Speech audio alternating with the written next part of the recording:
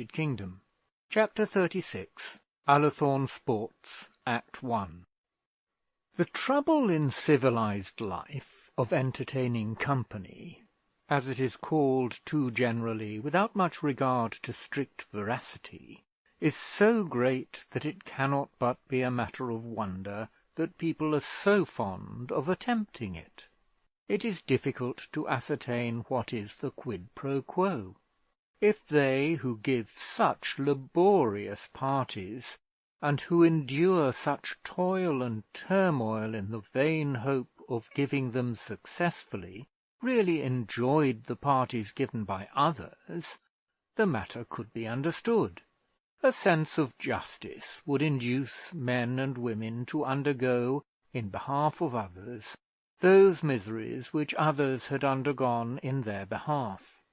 But they all profess that going out is as great a bore as receiving, and to look at them when they are out, one cannot but believe them. Entertain! Who shall have sufficient self-assurance? Who shall feel sufficient confidence in his own powers to dare to boast that he can entertain his company? A clown can sometimes do so, and sometimes a dancer in short petticoats and stuffed pink legs, occasionally perhaps a singer. But beyond these, success in this art of entertaining is not often achieved. Young men and girls linking themselves kind with kind, pairing like birds in spring because nature wills it, they, after a simple fashion, do entertain each other. Few others even try. Ladies, when they open their houses, modestly confessing, it may be presumed, their own incapacity, mainly trust to wax candles and upholstery. Gentlemen seem to rely on their white waistcoats. To these are added, for the delight of the more sensual, champagne, and such good things of the table as fashion allows to be still considered as comestible. Even in this respect the world is deteriorating. All the good soups are now tabooed, and at the houses of one's accustomed friends, small barristers, doctors, government clerks, and such like, for we cannot all of us always live as grandees, surrounded by an Elysium of livery servants, one gets a cold potato handed to one as a sort of finale to one's slice of mutton. Alas for those happy days when one could say to one's neighbour, "Jones, shall I give you some mashed turnip? May I trouble you for a little cabbage?" And then the pleasure of drinking wine with Mrs. Jones and Miss Smith, with all the Joneses and all the Smiths. These latter-day habits are certainly more economical. Miss Thorne, however, boldly attempted to leave the modern beaten track, and made a positive effort to entertain her guests. Alas, she did so with but moderate success. They had all their own way of going, and would not go her way. She piped to them, but they would not dance. She offered to them good honest household cake, made of currants and flour and eggs and sweetmeat, but they would feed themselves on trashy wafers from the shop of the Barchester pastry cook, on chalk and gum and adulterated sugar. Poor Miss Thorne! Yours is not the first honest soul that has vainly striven to recall the glories of happy days gone by.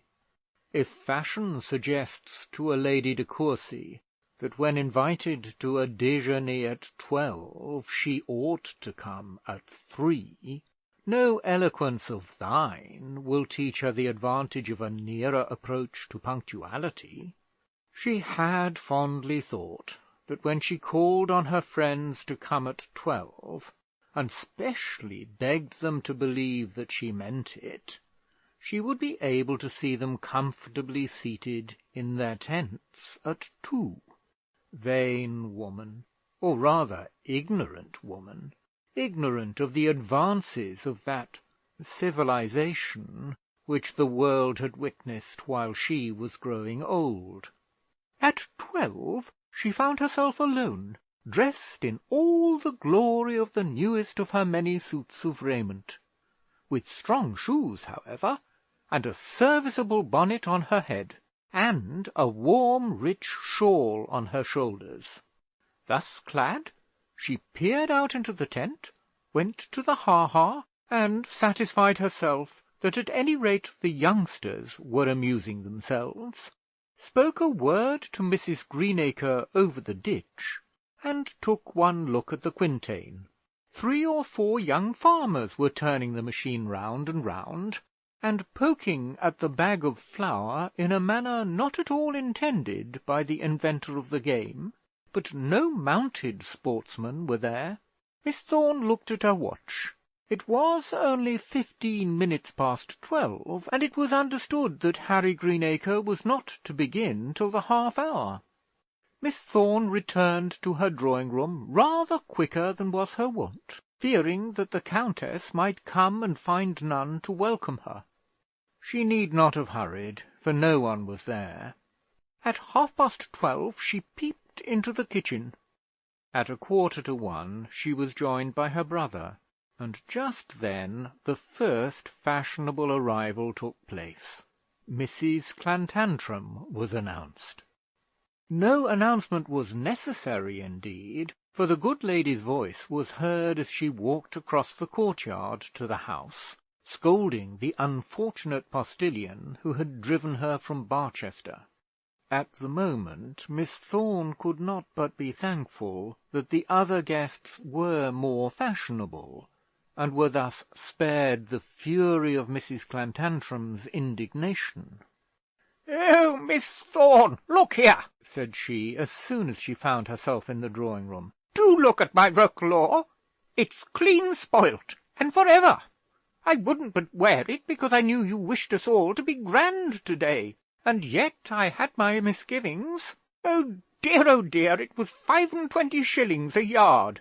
The Barchester post-horses had misbehaved in some unfortunate manner, just as Mrs. Clantantram was getting out of the chaise, and had nearly thrown her under the wheel. Mrs. Clantantram belonged to other days, and therefore, though she had but little else to recommend her, Miss Thorne was, to a certain extent, fond of her. She sent the roquelaure away to be cleaned, and lent her one of her best shawls out of her own wardrobe.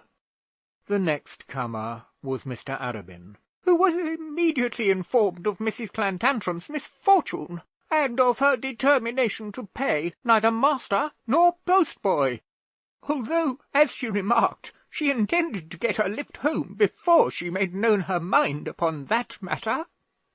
Then a good deal of rustling was heard in the sort of lobby that was used for the ladies' outside cloaks, and the door having been thrown wide open, the servant announced, not in the most confident of voices, "Mrs. Lookalofts, and the Miss Lookalofts, and Mr. Augustus Lookaloft."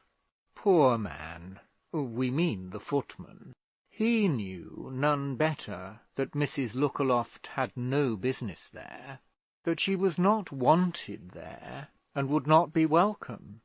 But he had not the courage to tell a stout lady with a low dress, short sleeves, and satin at 8 shillings a yard, that she had come to the wrong tent.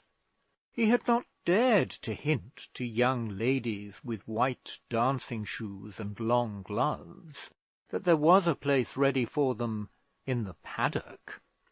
And thus Mrs. Lookaloft carried her point, broke through the guards, and made her way into the citadel.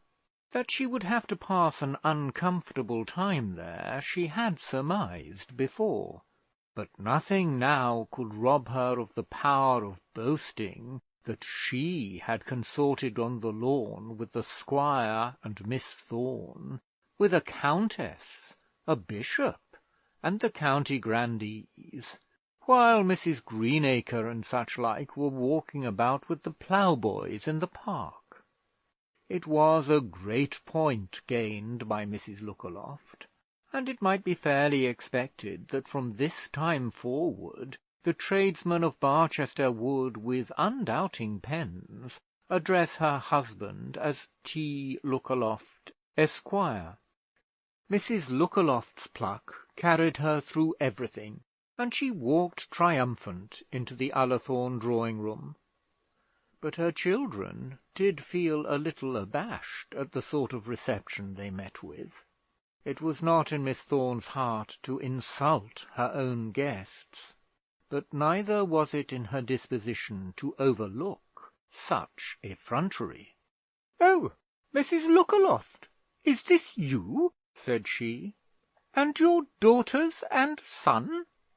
Well, we're very glad to see you, but I'm sorry you've come in such low dresses, as we are all going out of doors. Could we lend you anything?" "Oh dear, no, thank ye, Miss Thorne," said the mother. "The girls and myself are quite used to low dresses when we're out." "Are you indeed?" said Miss Thorne, shuddering. But the shudder was lost on Mrs. Lookaloft. "And where's Lookaloft?" said the master of the house, coming up to welcome his tenant's wife. Let the faults of the family be what they would, he could not but remember that their rent was well paid. He was therefore not willing to give them a cold shoulder. "Such a headache, Mr. Thorne," said Mrs. Lookaloft. "In fact, he couldn't stir, or you may be certain on such a day he would not have absented himself." "Dear me," said Miss Thorne, "if he is so ill, I'm sure you'd wish to be with him." "Not at all," said Mrs. Lookaloft. "Not at all, Miss Thorne. It is only bilious, you know, and when he's that way, he can't bear nobody nigh him." The fact, however, was that Mr. Lookaloft, having either more sense or less courage than his wife, had not chosen to intrude on Miss Thorne's drawing-room, and as he could not very well have gone among the plebeians while his wife was with the patricians, he thought it most expedient to remain at Rosebank. Mrs. Lookaloft soon found herself on a sofa, and the Miss Lookalofts on 2 chairs, while Mr. Augustus stood near the door, and here they remained till in due time they were seated, all 4 together, at the bottom of the dining-room table. Then the Grantlys came, the Archdeacon and Mrs. Grantley and the 2 girls, and Dr. Gwynn and Mr. Harding. As ill luck would have it, they were closely followed by Dr. Stanhope's carriage. As Eleanor looked out of the carriage window, she saw her brother-in-law helping the ladies out, and threw herself back into her seat, dreading to be discovered. She had had an odious journey. Mr. Slope's civility had been more than ordinarily greasy, and now, though he had not in fact said anything which she could notice, she had for the first time entertained a suspicion that he was intending to make love to her. Was it after all true that she had been conducting herself in a way that justified the world in thinking that she liked the man? After all, could it be possible that the Archdeacon and Mr. Arabin were right, and that she was wrong?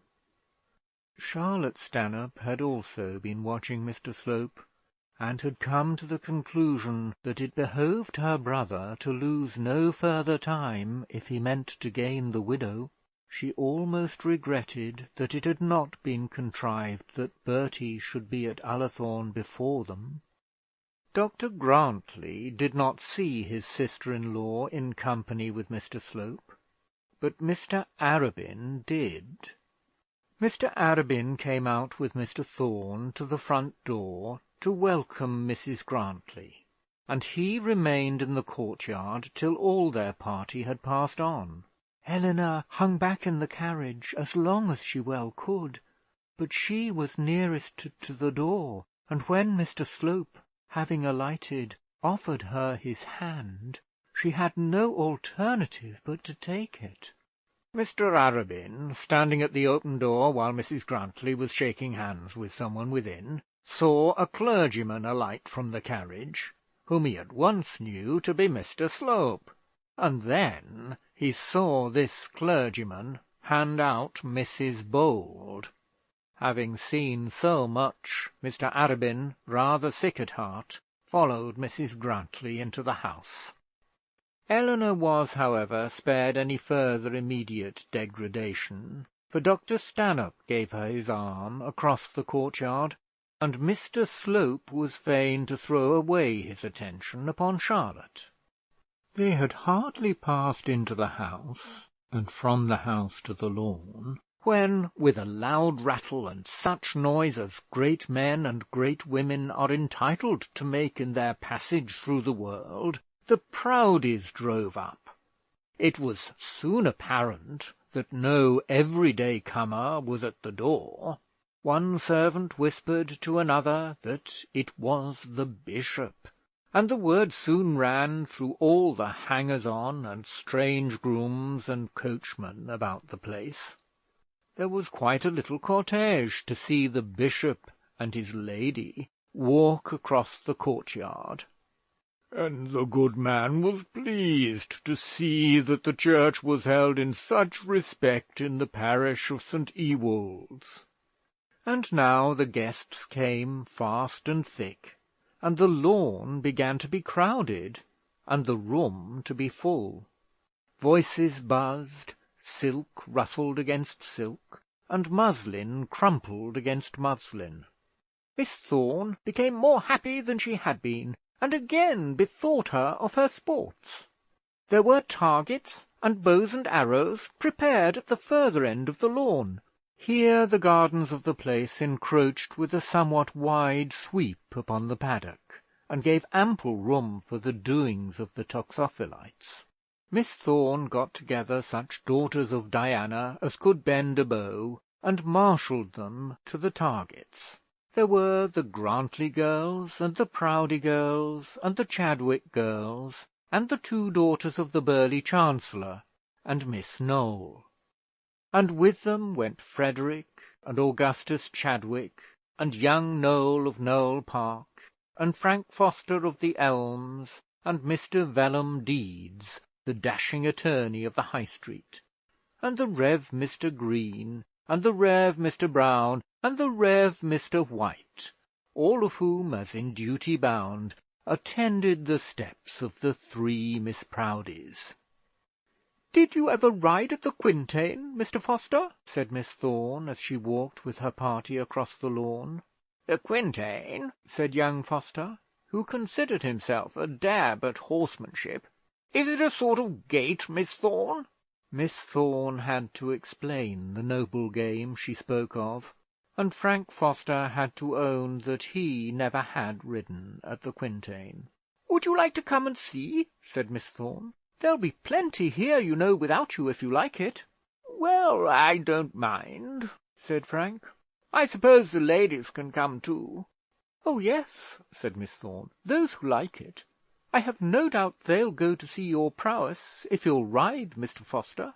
Mr Foster looked down at a most unexceptionable pair of pantaloons, which had arrived from London only the day before. They were the very things, at least he thought so, for a picnic or fête champêtre, but he was not prepared to ride in them.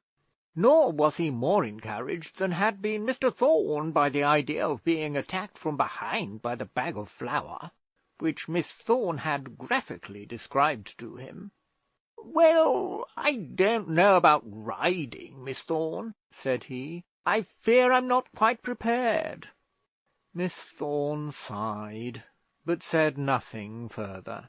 She left the toxophilites to their bows and arrows, and returned towards the house. But as she passed by the entrance to the small park, she thought that she might at any rate encourage the yeomen by her presence. As she could not induce her more fashionable guests to mix with them in their manly amusements, Accordingly, she once more betook herself to the quintain post.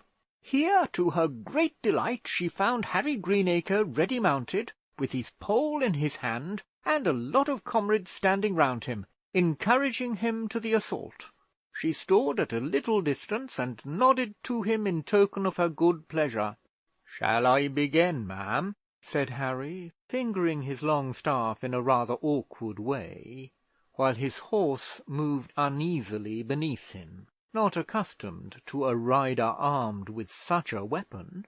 "Yes, yes," said Miss Thorne, standing triumphant as the Queen of Beauty on an inverted tub which some chance had brought thither from the farmyard. "Here goes, then," said Harry, as he wheeled his horse round to get the necessary momentum of a sharp gallop. The quintain post stood right before him, and the square board at which he was to tilt was fairly in his way. If he hit that duly in the middle, and maintained his pace as he did so, it was calculated that he would be carried out of reach of the flour bag, which, suspended at the other end of the crossbar on the post, would swing round when the board was struck. It was also calculated that if the rider did not maintain his pace, he would get a blow from the flour bag just at the back of his head, and bear about him the signs of his awkwardness, to the great amusement of the lookers-on. Harry Greenacre did not object to being powdered with flour in the service of his mistress, and therefore gallantly touched his steed with his spur, having laid his lance in rest to the best of his ability. But his ability in this respect was not great, and his appurtenances probably not very good. Consequently, he struck his horse with his pole unintentionally on the side of the head as he started. The animal swerved and shied, and galloped off wide of the quintain. Harry, well accustomed to manage a horse, but not to do so with a 12-foot rod on his arm, lowered his right hand to the bridle, and thus the end of the lance came to the ground and got between the legs of the steed. Down came rider and steed and staff. Young Greenacre was thrown some 6 feet over the horse's head, and poor Miss Thorne almost fell off her tub in a swoon. "Oh, gracious! He's killed!" shrieked a woman who was near him when he fell. "The Lord be good to him! His poor mother! His poor mother!" said another. "Well, drat them dangerous plays all the world over!" said an old crone. "He has broke his neck, sure enough, if ever man did," said a fourth. Poor Miss Thorne! She heard all this, and yet did not quite swoon. She made her way through the crowd as best she could, sick herself almost to death.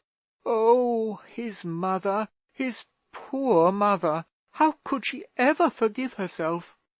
The agony of that moment was terrific.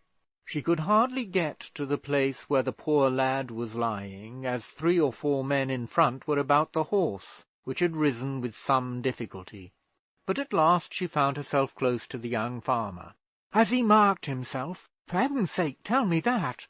Has he marked his knees?" said Harry, slowly rising and rubbing his left shoulder with his right hand, and thinking only of his horse's legs. Miss Thorne soon found that he had not broken his neck, nor any of his bones, nor been injured in any essential way. But from that time forth she never instigated any one to ride at a quintain. Eleanor left Dr. Stanhope as soon as she could do so civilly, and went in quest of her father, whom she found on the lawn, in company with Mr. Arabin. She was not sorry to find them together.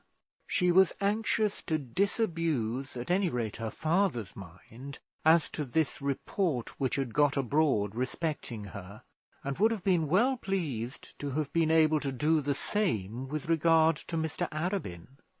She put her own through her father's arm, coming up behind his back, and then tendered her hand also to the vicar of St. Ewald's. "And how did you come?" said Mr. Harding, when the first greeting was over. "The Stanhopes brought me," said she. "Their carriage was obliged to come twice, and has now gone back for the Signora." As she spoke, she caught Mr. Arabin's eye, and saw that he was looking pointedly at her with a severe expression. She understood at once the accusation contained in his glance. It said, as plainly as an eye could speak, "Yes, you came with the Stanhopes, but you did so in order that you might be in company with Mr. Slope." "Our party," said she, still addressing her father, "consisted of the doctor and Charlotte Stanhope, myself, and Mr. Slope." As she mentioned the last name, she felt her father's arm quiver slightly beneath her touch. At the same moment Mr. Arabin turned away from them, and, joining his hands behind his back, strolled slowly away by one of the paths. "Papa," said she, "it was impossible to help coming in the same carriage with Mr. Slope. It was quite impossible. I had promised to come with them before I dreamt of his coming, and afterwards I could not get out of it without explaining and giving rise to talk. You weren't at home, you know. I couldn't possibly help it." She said all this so quickly that by the time her apology was spoken she was quite out of breath. "I don't know why you should have wished to help it, my dear," said her father. "Yes, papa, you do. You must know. You do know all the things they said at Plumstead. I am sure you do. You know all the archdeacon said, how unjust he was. And Mr. Arabin, too. He's a horrid man, a horrid, odious man. But who is an odious man, my dear? Mr. Arabin?" "No, but Mr. Slope. You know I mean Mr. Slope. He's the most odious man I ever met in my life, and it was most unfortunate my having to come here in the same carriage with him. But how could I help it?" A great weight began to move itself off Mr. Harding's mind. So, after all, the archdeacon with all his wisdom, and Mrs. Grantly with all her tact, and Mr. Arabin with all his talent, were in the wrong. His own child, his Eleanor, the daughter of whom he was so proud, was not to become the wife of a Mr. Slope. He had been about to give his sanction to the marriage, so certified had he been of the fact, and now he learnt that this imputed lover of Eleanor's was at any rate as much disliked by her as by any one of the family. Mr. Harding, however, was by no means sufficiently a man of the world to conceal the blunder he had made. He could not pretend that he had entertained no suspicion. He could not make believe that he had never joined the archdeacon in his surmises. He was greatly surprised and gratified beyond measure, and he could not help showing that such was the case. "My darling girl," said he, "I am so delighted, so overjoyed. My own child, you have taken such a weight off my mind." "But surely, papa, you didn't think—" "I didn't know what to think, my dear. The archdeacon told me that—" "The archdeacon!" said Eleanor, her face lighting up with passion. "A man like the archdeacon might, one would think, be better employed than introducing his sister-in-law and creating bitterness between a father and his daughter." "He didn't mean to do that, Eleanor." "What did he mean, then? Why did he interfere with me and fill your mind with such falsehood?" "Never mind it now, my child. Never mind it now. We shall all know you better now." "Oh, papa, that you should have thought it! That you should have suspected me!" "I don't know what you mean by suspicion, Eleanor.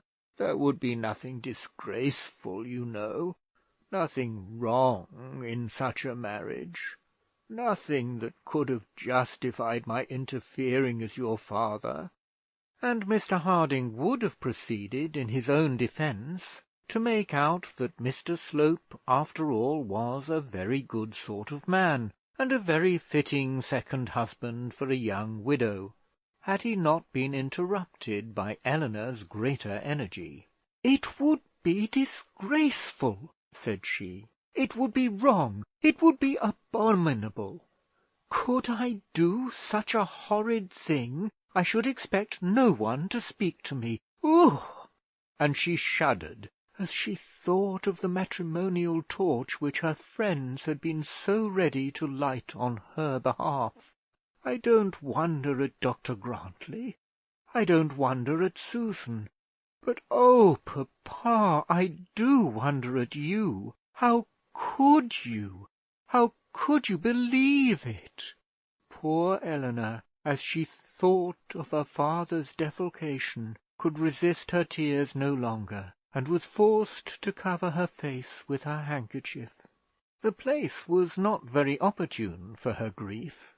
They were walking through the shrubberies, and there were many people near them.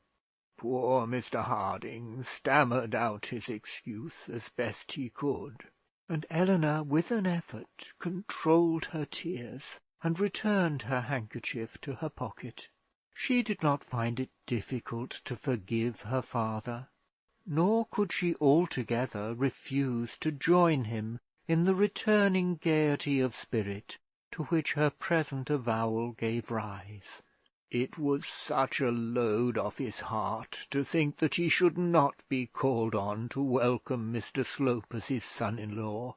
It was such a relief to him to find that his daughter's feelings and his own were now, as they ever had been, in unison.